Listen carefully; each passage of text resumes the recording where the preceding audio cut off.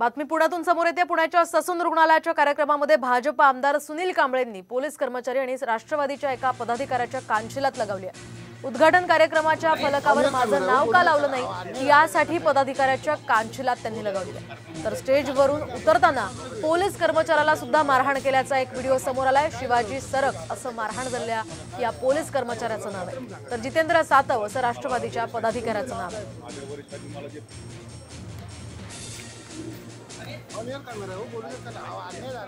तर आपण पाहतोय ससून रुग्णालयाच्या परिसरामध्ये हा राडा झालेला आहे।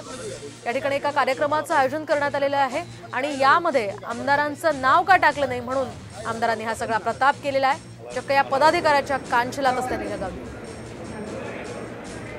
भाजपचे आमदार सुनील कांबळे हे सातत्याने आपल्या वादग्रस्त वक्तव्यांच्यासाठी, अर्वाच्य भाषेसाठी आणि दादागिरीसाठी खूप प्रसिद्ध आहेत। जर आमदार भाजपचा असेल तर भाजपा अशा आमदारांचे किंवा अशा कुठल्याच लोकप्रतिनिधींचे कधीही निलंबन करत नाही।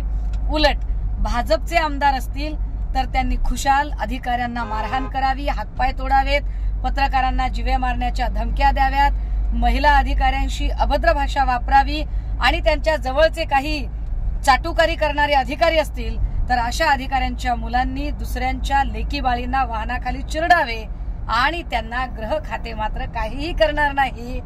ही सध्याची भाजप शासित या सरकारची तऱ्हा आहे।